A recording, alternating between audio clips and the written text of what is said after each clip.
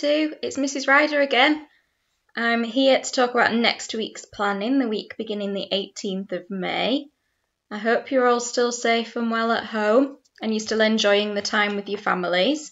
The weather looks to be turning a little bit nicer this weekend, so I hope that you get to enjoy that.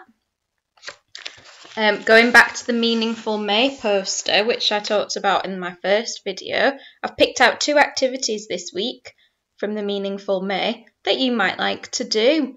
The first one is the one on the 18th, and it is handwrite a note to someone that you love. And if you can't take it to them because of social distancing, take a photograph of it and send the photograph to someone. That might cheer someone up. And then on the 22nd, it says, ask family what matters to them the most and why. This is a really lovely one because at the moment we feel like we're missing out on a lot of things, like going to the swimming pool, going to the shops and things. But if you speak to people, that might not be what matters to them the most. It'd be interesting to find out what their answers are. So, the planning. I looked on Pobble365, which is a website which has lots of interesting pictures, and I found a picture at the seaside. Now there are some really interesting objects on that picture, and the picture is called About to Hatch. Now the word hatch relates to an egg when a creature comes out. So have a think about that. There are some questions on one of the tasks to think about with an adult or an older brother and sister in your family. And then there's a story starter at the bottom of the plan, so you can have a look at finishing the story. And that is also on Purple Mash. So if you want to, log on to Purple Mash and you can type in under the actual story. A few weeks ago, one of your tasks was to make a diary, because in lockdown, this is a situation that most people haven't done before. So we suggested that you write a diary about it. So one of your tasks is to just update your diary, write about what you've done, see if anything's changed from when you last wrote your entry. If you didn't make a diary before, this can be as simple as just getting a few sheets of paper and sticking them together, or even just getting one sheet of paper, folding it in half, and you can write diary on the front and then put some information inside and maybe on the back. The last English task is to listen to the Lighthouse Keeper's Lunch again and just see if you can recognise any statements. Remember, that's a sentence that tells you something, a command where the sentence is an instruction, like go to your room.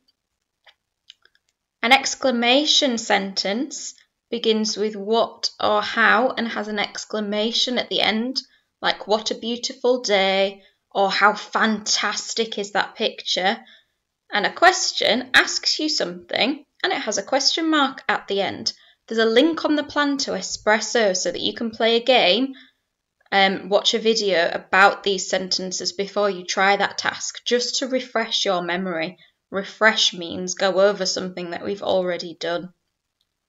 So that's English. In the spelling section, there are some games and there's an activity with common exception words. If you don't have the internet, that you could make a word search out of them for someone else to do. Maths is all about number facts, bonds to 20. All you have to do is go on the White Rose website, and we are on week 3, which on the White Rose website is from the 4th of May. So look at that week and have a go at some of those lessons. The worksheets for that week are still on the website, so you can click into them. The topic for this week is to research an inventor, because if we were in school, our science would have been materials. So there are the names of some inventors on the plan, and all you need to do is research them and write a fact file. A fact file is some information about a person, and Mrs. Juice has written the things that you need to include, like their name. So it's a piece of writing about an inventor. There's a clip on Twinkle about a girl called Taylor who lives in Australia near the seaside. And if you go on to the clip, you can watch some information about her going to the beach and what she takes and what she does. And we would like you to write a list of what she takes and what she does.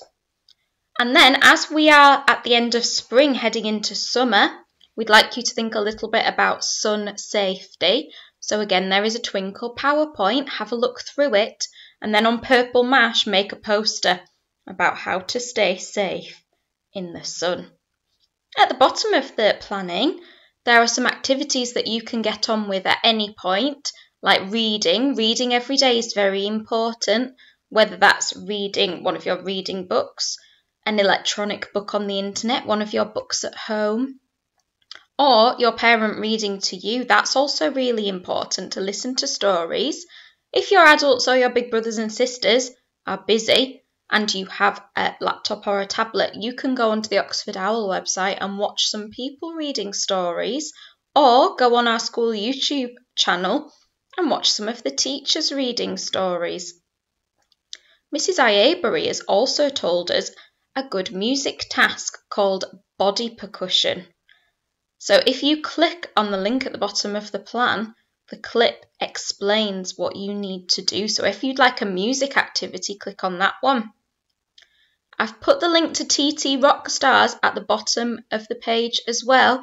You can go on TT Rockstars any week. It helps you with your times tables. So remember, it's your Purple Mash login to get on TT Rockstars.